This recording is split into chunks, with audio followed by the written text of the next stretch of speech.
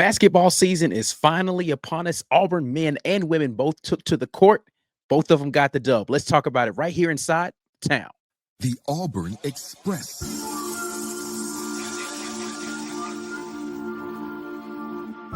You are now listening to the War Rapport LAUbtown podcast.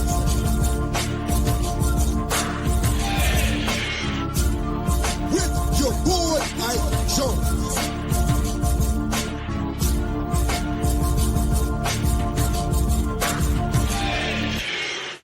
LAUbtown right here inside of the Auburn Express. You got Ike Jones. We are in here talking a little Auburn men and women's basketball. We'll get it started off with the men's basketball team who took on Bethune-Cookman in Stephen Pearl's first basketball game as the head coach of Auburn basketball. And it wasn't pretty. It wasn't pretty the entire time. A lot of things that can definitely be improved upon. Stephen Pearl acknowledged as much in his post-game press conference addressing the media. I was not able to attend this game in person myself. Didn't even actually watch it live during the game. Had some other things going on, but I did get a chance to rewatch the game. And what I noticed from the rewatch was a game that you kind of would expect from a team that has so many new pieces. They're still really trying to figure it out. And I knew that from watching the preliminary stuff that happened in the exhibition games, that they still had a long way to go before they were going to be the type of team that was ready to compete for championships this year. But they definitely have some solid pieces, and those solid pieces showed themselves to be formidable in the moments in which Auburn needed them the most. But let's talk about the numbers here that we have for Auburn in this first game. They got the win 95-90 inside of Neville Arena versus the Bethune-Cookman team that came in coached by Reggie Theus, basketball NBA player, former NBA player, played for the Chicago Bulls. If you guys don't know, I'm a Bulls fan. And he had his team ready to come out there and play, and they shot the ball extremely effectively. There were some defensive lapses, and a lot of people were talking about how porous the Auburn defense was, and they came up with some very crucial stops in some big moments there at the end of the game. Of course, they had the foul there on the last 3-point shot, but in the overtime, clamped down, really able to get stops. But really, man, Bethune-Cookman just shot the ball extremely well. They have some really talented offensive players that allowed them to go in there and make some timely buckets. They just, they needed to make shots, they were making shots. I would wonder whether or not that is a product of Auburn's poor defense or Bethune-Cookman's shot creation and shot making ability. That I think that's yet to be seen, because we saw some of the same stuff happen in the exhibition. But when they lock in on defense, they can absolutely clamp and make teams have to pay for not really being able to execute their offense effectively. But definitely some holes there for Auburn to be able to overcome. When we look at the shooting percentage, 47% from the field, which is a respectable number, but that 3-point percentage, only shooting 6 of 23 from 3, is really the number that is going to hurt this team. A team that is pretty undersized when it comes to height down in the post. Now, they had the height or the size advantage with Bethune-Cookman on this one, 40 rebounds, 15 of those being offensive. Kind of shows the physicality on the interior that Auburn's able to present, particularly when you're talking about guys like our guy Sway. He's going to be a really strong contributor, I think, for this team, Sebastian Williams-Adams. But when you're talking about guys like that, physicality on the interior, not necessarily just height, but just brute strength and able to go down there and root out and play with a level of intensity on the interior that's going to make a lot of teams uncomfortable. Auburn was able to bring that in this game, even though Bethune-Cookman had guys that were ready to go to the interior and bang and really kind of stake their claim on the in the post and in the painted area a lot as well. But really, I think the thing that they're going to have to figure out how to do is shoot a better percentage from 3. When I talked about this team in the preseason, I talked about guys like Abdul Bashir that I thought were going to be prolific shooting and scoring threats for Auburn. Didn't really get a lot of minutes in this game. When we look at kind of the minutes distribution, Bashir, total minutes in this game, he played 10. He played 10 minutes in this game. Caden Magwood, the other guy who was supposed to kind of be a scoring punch, only played 8 minutes in the game. Total of 18 minutes between those two guys who are prolific scorers. I think the issue for those guys was on the defensive end and being able to take care of the basketball. Stephen Pearl just didn't trust him to go down there and get stops when they needed to. So those guys are going to have to come along a little bit more, I think, for Auburn's offense to get into a groove. And when they come into the game, they really need to be able to be instant offense for them. Bashir and Magwood together had absolutely no points. Bashir took 2 shots, missed both of them. Magwood didn't even take a shot in the game. And so got to be able to come in there and be kind of an instant offensive guy when you're coming off of the bench in those types of situations. Was not the case for either of those young men in this one. But again, the 3-point shooting just wasn't there. And honestly, that starts with a guy like Tahad Pettiford, right? Like, he came into this game not shooting a good percentage during either of the exhibitions. He was 2 of 9 from 3 in this game.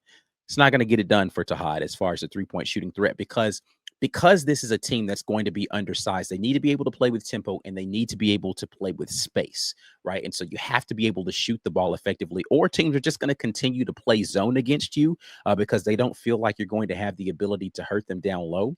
And they're going to let you shoot those outside shots. They're just going to stop the penetration. They're just going to sink back, cut off your penetration, and then force you to shoot the outside shot. You have to be able to make them pay. So didn't do that in any sort of prolific way. The only guy who shot a healthy percentage from 3 was Keyshawn Hall, who has been a beast. We'll talk about him in just a minute. He was 2 of 4.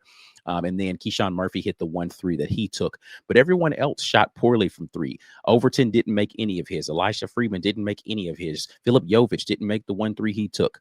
I already talked about Bashir. The 2 shots that he took were both from 3. Didn't make either of them. Sebastian Williams Adams made the 1-3 that he took, but everyone else, no 3-pointers. And then you have the 2 of 9 there from Tahad Pettiford. Not going to get it done, particularly when you're going up against teams that are going to be a little bit more skilled defensively that can actually force you into shooting those threes a little bit more. You need to be able to make a more healthy percentage. 26% is not going to get it for this team at all when you want to be a pace and space team like this Auburn basketball team wants to be. When you look at a couple of other things, and I said we're going to talk about performers that I feel like really did a great job, that's going to start with Keyshawn Hall. Now, I'm going to talk about the good things from Hall that I saw in this game. I'm going to talk about a couple of things that I didn't like so much from him. But let's start with the good.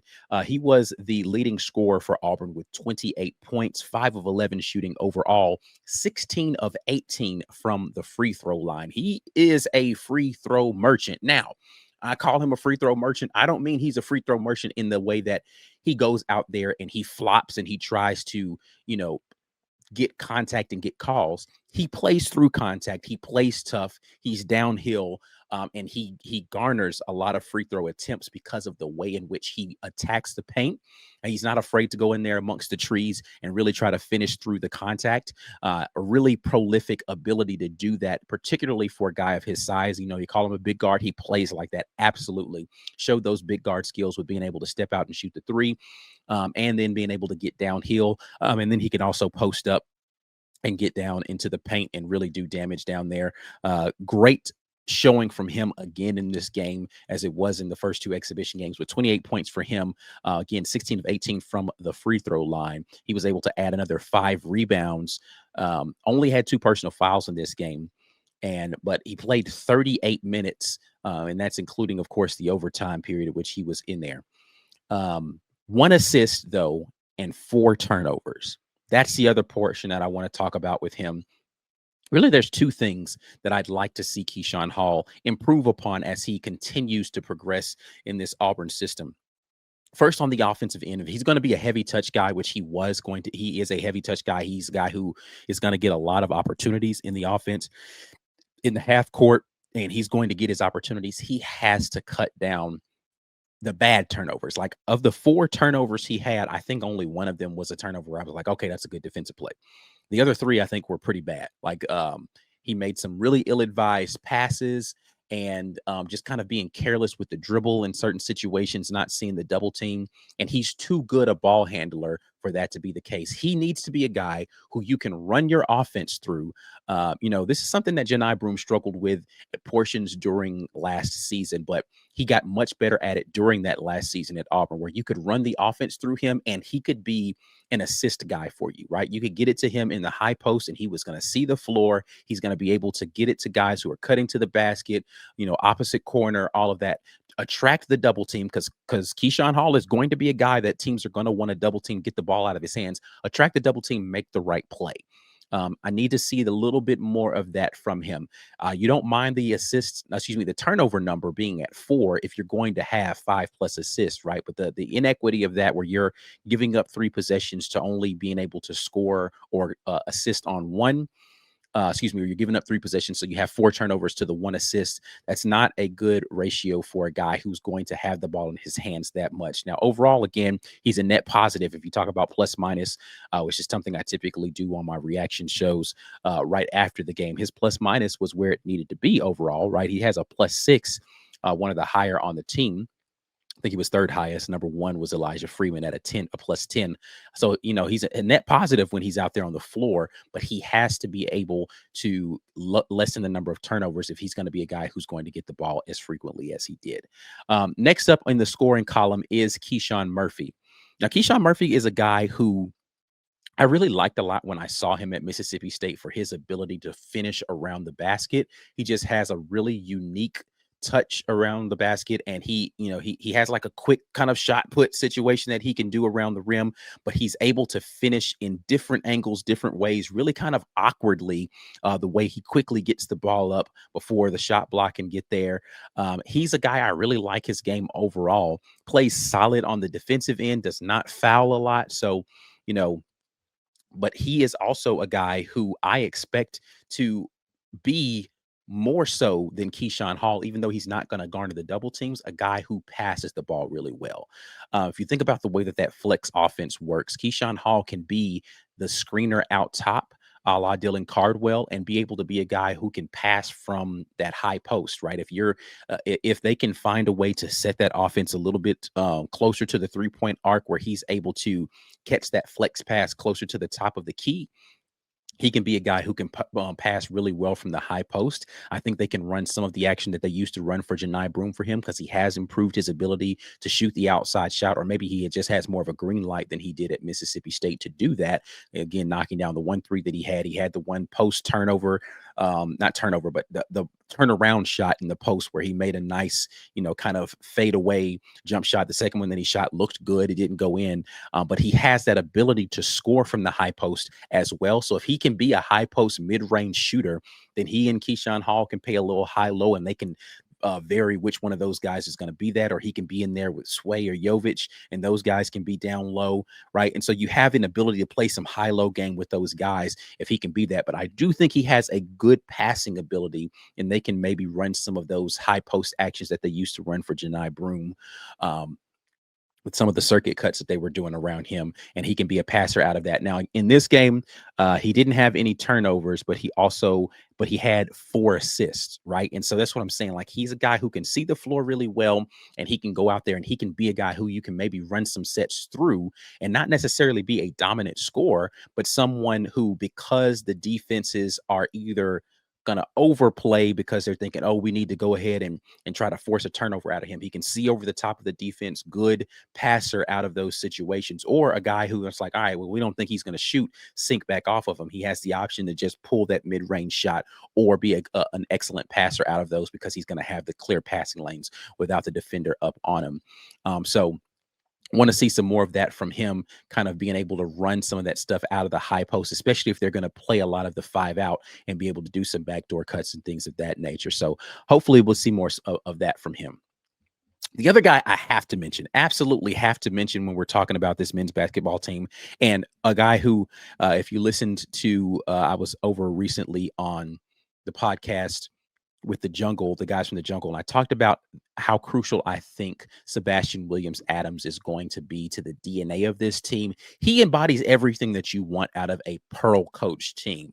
previously Bruce, now Steven. He's just a hardworking guy who's playing with a lot of effort and energy, right? And those are the things that you need to be able to play well in this system that they have, particularly on the defensive end, is you have to play with a lot of effort and energy. He brings that to you. He, in this game, played for, let's take a look at the minutes here, 29 minutes in this game. And he was effort and energy the entire time. 5 of 8 from the field, 4 of 8 from free throw. Got to shoot those free throws at a higher percentage than that, especially as much as he's going to get fouled in the way that he goes to the lane with that reckless abandon. 6 rebounds on the day. He was the second leading rebounder after Elijah Freeman and Keyshawn Murphy, who had 8 rebounds as well. But he had 6 rebounds on the day. And 2 of those being offensive boards. Keyshawn Murphy had the most offensive boards with 3, but 6 rebounds on the day is a really good effort there from him. 3 assists for him, no turnovers. A guy who's playing smart, really being smart with the basketball. He had 1 block shot in the game as well. I liked what I saw from him in the exhibition games, liked what I saw, just a relentless defensive effort the entire time he's out there, relentless attack of the boards when he's out there, boxing out, really just showing some physicality in setting screens, just like the entirety of what he brings as far as his effort and energy. Love every bit of that. Need to see that more from some of these other guys out there on the floor. Not to say that everybody doesn't have effort and energy. He just has just kind of this different level that he can take it to. And hopefully that becomes infectious with the other guys that are on this team. And if I didn't mention them, it's not because they didn't do good or they did do anything particularly bad. It's just that those are the guys that I wanted to highlight from that. Lot of learnings from this game. Loved what I saw as far as energy and spark from Elijah Freeman off of the bench. Or actually, he started this game, but a lot of energy for him to be able to come in and provide for this team in the minutes that he was able to play in this one. He played 34 minutes. So, I mean, this is another thing. We'll mention this and then I'll get off of this and we'll talk a little bit about the women's basketball team. But minutes distribution. You've got 38 minutes from Tahai Pettiford, 38 minutes from Keyshawn Hall, 34 minutes from Kevin Overton, 33 minutes Elijah Freeman, 29 minutes Sebastian Williams Adams, 20 minutes from Keyshawn Murphy, 16 from Philip Jovich, and then you've got the 10 from Abdul Bashir and the 8 from Caden Magwood, right? So you're talking about a 1, 2, 3, 4, 5-man rotation essentially with the other 3. Right. And so you're not really like they're playing essentially 6 to 7 guys. This isn't, a 10-man rotation team like you were seeing the last few years. So that's going to change how much effort and energy they can put on the defensive end if they're not going to have a bigger rotation. Now, I know the guard rotation got shortened a little bit from injury there, but, you're going to need Caden Magwood, Abdul Bashir and Philip Jovich to give you some quality minutes there to be able to allow you to go into your bench for heavier minutes and allow those guys that are playing 30-something minutes for that to come down to the low 30s, high 20s for this team to be able to compete on a night in and night out basis on the defensive end, the way I know Stephen Pearl wants this team to be able to compete. So it's going to be very interesting as the season progresses to see how those minutes, that minute distribution is going to change. Now, I know it's going to change a lot when, they're blowing teams out, but you didn't get that opportunity last night, and you see kind of who they trust in those clutch moments to be able to make plays for them. They're going to need to get some better minutes from those other guys on the shallow end of the bench there in order to be able to compete deep into conference play and then try to make runs in the tourney, because that's just kind of the nature. The teams who have the ability to go into their bench and get quality minutes are the teams that are going to survive the war of attrition that is the SEC season. But again, overall, a really good showing from Auburn against a team that was scrappy out there fighting. You see the numbers there for them, shooting over 50% from the field and 3, shooting well from the free throw line at 89%. Auburn forced 13 turnovers. Another thing that I like to look at is the assist to buckets made ratio. And that's kind of another thing that you can say, okay, Auburn needs to improve on the defensive end. Bethune-Cookman had 35 made baskets, 17 of those off of assists. That's 50%, man. That when you're at just below 50% of your baskets made are assists, then you're sharing the ball really well, and the other team is not really clamping down the way they need to defensively. Conversely, Auburn with 31 made baskets, 14 of those off of assists. So Bethune-Cookman wasn't really locking down defensively as well. 13 turnovers forced by Auburn, 11 turnovers forced by Bethune-Cookman. You want to see that number come down a little bit. A lot of careless turnovers from Auburn. Again, I didn't like some of the turnovers I saw from Keyshawn Hall. Philip Jovich, a little out of control when he's down there in the post. Got to clean up some of his ball handling down there in order to be able to limit the turnovers that he had. And then you're seeing Caden Magwood play like a freshman a little bit out there when he's getting his opportunities with the turnover that he had. And he had some kind of silly turnovers as well in some of the exhibition games. So he's got to learn to kind of play with a little bit better pace and kind of understand what he needs to do to get himself involved. I'd like to see him get a little bit more of a KD Johnson in him, where he's coming in and getting into attack mode. And really trying to force the issue and play an offensive style of basketball that threatens teams immediately when he comes onto the floor. Love to see him get into that. And I would love to see Abdul Bashir kind of be a first-year Chad Baker-Mazara, a guy who's going to come off of the bench and be kind of a Swiss Army knife, particularly on the offensive end, being able to score at 3 levels and then also assist well. I don't know that he's ever really going to be the defender that Chad was, but he needs to be able to contribute in some more solid ways, particularly from the three-point line, for this Auburn team to be able to get to where they want to with their goals this season. All right. Sid, it's enough talking about the men's basketball team. I do want to hear your thoughts right down there in the comment section. What are the things that you were most impressed by when you saw this team play in this game? And what are the things that concern you the most when you watch them play? We'll definitely want to see that right down there in the comment section. Before we get over into women's basketball, of course, we've got to give a quick word of thanks to the good folks over at the Rogue Shop who continue to support the War Rapport. Make sure you use code Rapport when you go over to rogueshop.com. They are America's #1 online dispensary. Whether you have issues with sleep, stress, pain, anxiety relief, the Rogue Shop may have a natural remedy right there for you. Again, America's #1 online dispensary is the Rogue Shop. Head over to rogueshop.com and use code Rapport to get 15% off of your order.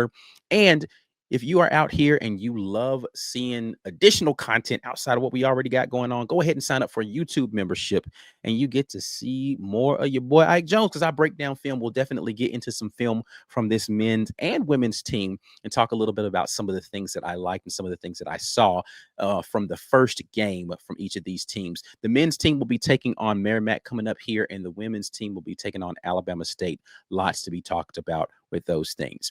Let's flip it over here and talk about the women's basketball team and their first matchup. Again, first dub for a brand new coach out here on the Plains in Larry Vickers, getting the first win of the season, the first game on the road versus Charlotte. This was an entertaining game that also went to overtime. The women's basketball team absolutely put a chokehold on the overtime and really turned it up and showed some of that Larry Vickers defensive prowess there late in that game.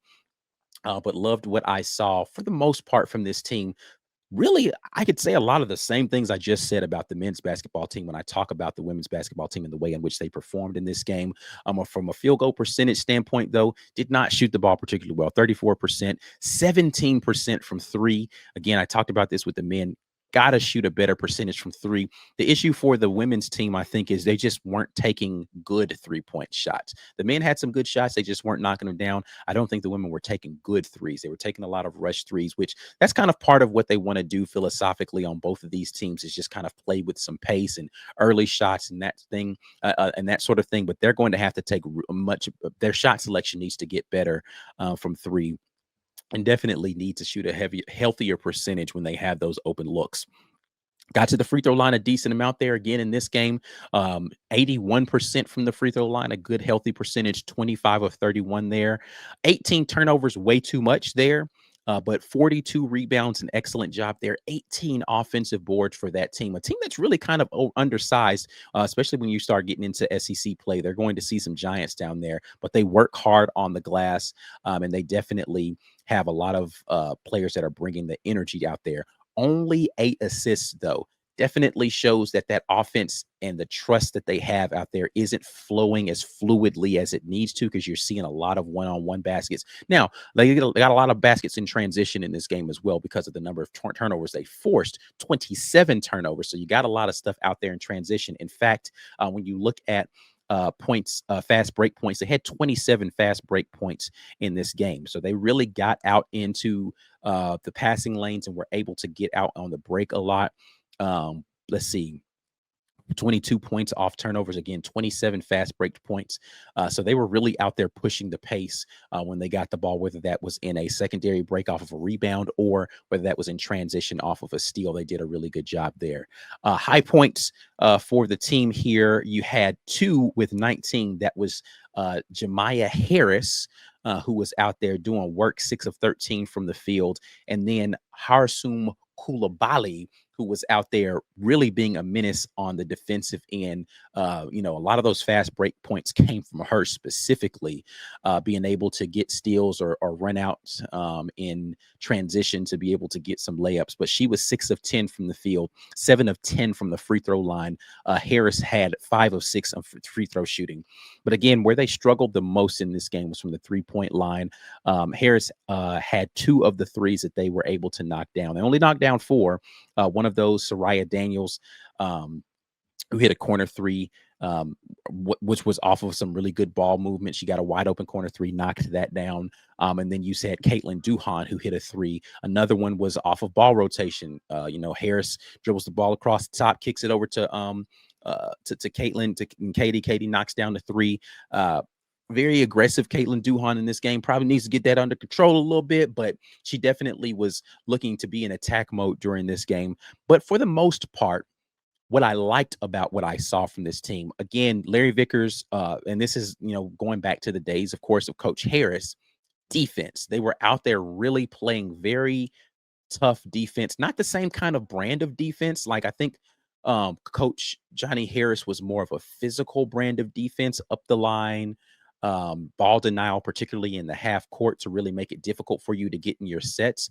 What you saw a lot of in this game in particular was a lot of zone full court presses that were actually just trying to stressing teams in the half court before they could get into, in the full court before they could get into their half court stuff, to make it more difficult for them to get into their action, or less time for them to get into their action. And then just really being aggressive out top in what they were doing in their zone, to force them to start their stuff a lot higher than they wanted to, playing really aggressively in the passing lanes as they were trying to skip pass and things of that nature, especially if they're trying to get into the press break. So a lot of great things that you saw defensively, but that's what you expect to see from a Larry Vickers defense. They're going to be aggressive and really try to turn the tempo up on these teams and make them, speed them up a little bit and make them play out of character from the minute they cross over really three-quarter court. They're picking up and they're trying to force those teams to think a lot more about, how am I going to break this press? And if you're not doing that intelligently, now you're in scramble mode in the half court, and they can force you to do some uncharacteristic things there. So like what I saw there. Again, I do think that they need to work on a couple of things in terms of the half court offense. Not crisp at all. A lot of the turnovers that they have actually were in the half court for just kind of not ill-advised, but just errant passes, particularly when they were doing high post feeds. And then a lot of the bigs, when they get the ball in the high or low post, just kind of being clumsy with the action of what they were doing with their dribble, trying to pass the ball back out, just not fluid with a lot of that stuff. And the guard play, this is kind of a reverse of how Auburn has been. I think they have multiple guards that can really go out there and score buckets. But they have multiple ball handlers this year, but they don't really have a post presence. Not that they've had a great post player outside of last season. They had an excellent post player, but they did have folks in the post, I think, that were bigger bodies that were able to kind of carve out space. I don't see a lot of that in this Auburn basketball team right now in the post, folks that just really are dominant on the inside. Now, they had the 42 rebounds in this game, and I think that they actually gave up a lot of size to this Charlotte team. I think Charlotte had the bigger post players, but what Auburn was able to do is swarm a lot better to go and get those rebounds. And they were forcing Charlotte into it because they are playing that zone. They're forcing them to shoot a lot of 3-point shots, 21 3-point shots they put up there in that game for Charlotte. They made 7 of them. but means a lot of long rebounds. So your quickness is able to allow you to get to some of those longer rebounds out there. So they did play with a lot of pace in terms of just going and swarming to the basketball for the rebound. So love to see that. But they're definitely going to have to figure out the interior physicality, because defensively they were getting destroyed when they were able to get the ball, that is Charlotte, into the interior feed on the post.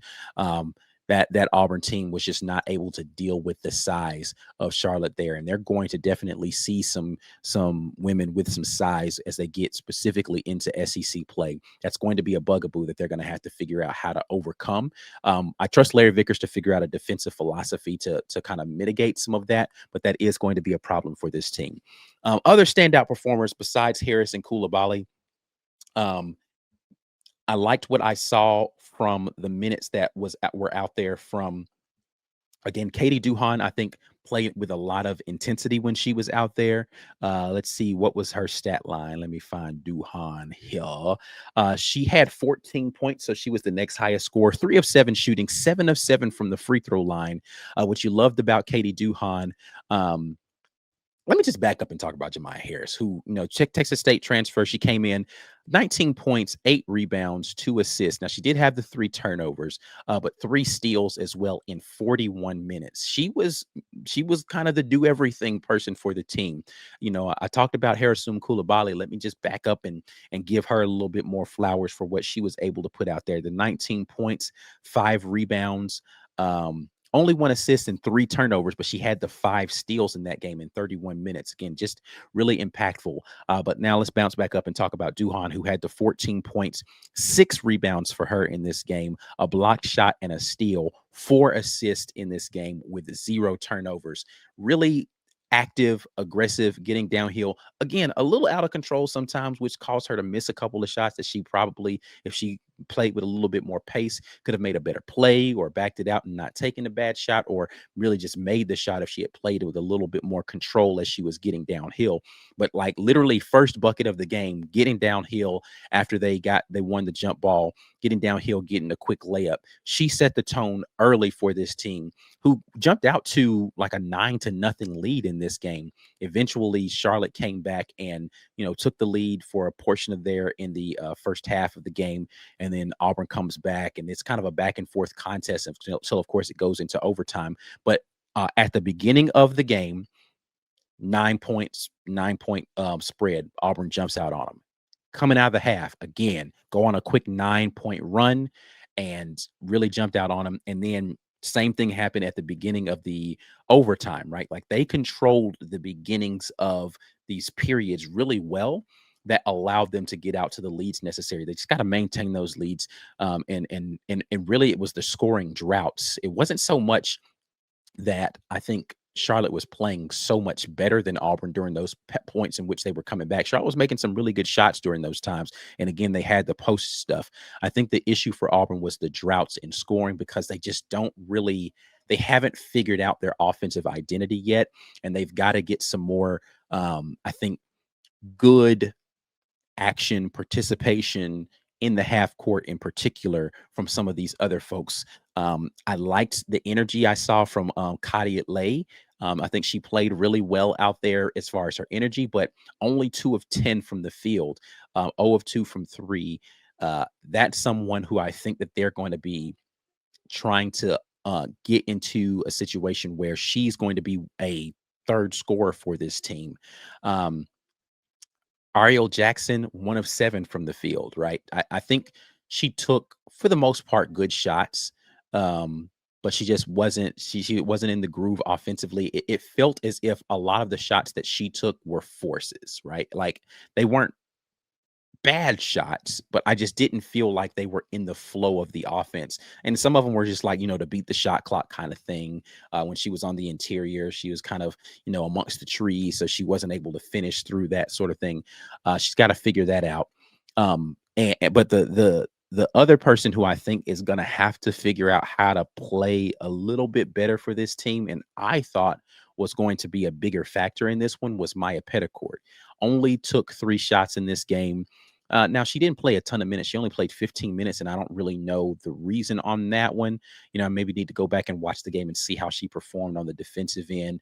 She had 2 turnovers in the game, so maybe some of the ball handling need to improve there. But I thought she was going to be someone who could stretch the defense for this team. Again, it's just one game, so she's got an opportunity to bounce back and do that. But I did think that she was going to be a threat from three to be able to stretch the defense and give them a little bit more opportunities to shoot teams out of those zones and have someone that could tilt the zone in that direction. She and actually Sanaya Richardson, I thought was going to be a dynamic 3-point shooting threat there. Both of them over on the 3-point shooting attempts. I did like some of the minutes that I saw from Richardson, the true freshman there. She's got some quickness to her. Definitely, trying to finish amongst the trees. Got a shot blocked at one time doing down on the fast break. But I love the quickness that I saw from her. Didn't play a ton of minutes, probably again because of turnover stuff. She had 2 turnovers in the game as well. But she is someone who I think has the ability to kind of light it up. And I liked that she wasn't scared to take those shots when she had them. She took 3 threes, but I think 2 of them were like beating the buzzer at the end of like the first quarter. And I think maybe the third quarter buzzer or the second quarter buzzer. I can't remember what the other one was. But I think she only took one of them actually in the flow of the offense. But definitely those 2, I think, are going to be ones that need to be able to come in, kind of what I talked about with the guards for Auburn. Try to be instant offense for this team and be players who, when that ball swings around to them, they knocking down threes. It really changes how defenses have to defend. Okay, all right, we got a pin down over here, and it's going to leave more room in the zone for some of your downhill drivers, the Coulibalys, the Harrises of the world, to be able to get downhill because they can't leave that corner shooter out there. So hopefully they're going to be able to do that. But overall, again, you love the fact that they're able to force so many turnovers and really get out into the break. And you like the fact that they were able to close a game out. That was actually a problem for this team last year in women's basketball. In those close games, they just didn't have the ability to close out. They hit their free throws down the stretch. They were able to play some lockdown defense down the stretch, and they were able to get some good clutch buckets from some players down the stretch. You like a team in both the Auburn men and women's basketball who, in a tight matchup, find ways to go out there and get stops and get wins, right? Like Bruce Pearl used to talk about this all the time. The team that defends well, rebounds, and shoots free throws at the end of the game, those are the teams that typically are going to prevail in those tight matchups. You saw both Auburn men and women's do those things late in these games, is defend well, hit your free throws down the stretch, and you're able to get on the glass and secure, the end of a possession in both of those, particularly in the overtime sessions. So looking forward to seeing what happens in these next matchups here. Again, Auburn men are going to be taking on Merrimack coming up next, and the women have Alabama State coming up next. So looking forward to both of those matchups in these next games, and we'll talk extensively about that. But my women's basketball content lovers, tell me what you liked about the debut of this Larry Vickers Auburn women's basketball team. What players stood out to you? What were the things that you wish you saw a little bit better from them in this game? And we'll definitely discuss that right down there in the comment section. Speaking of the comment section, go ahead and drop those down there right now. If you haven't already, go ahead and hit like on this video. Subscribe to the channel. I'll have great Auburn basketball content for you for the remainder of this season. We're going to turn up this basketball stuff coming up here, man, because y'all know I love basketball season. So I'm definitely going to get you guys this basketball comment. Go ahead and share the content with somebody if you haven't already. Subscribe to the channel if you haven't already, and we will be right back at you with more great Auburn sports content later right here on the Auburn Express, powered by the War Report. That's it. I'm out of here. Until the next time, and as always, War Eagle.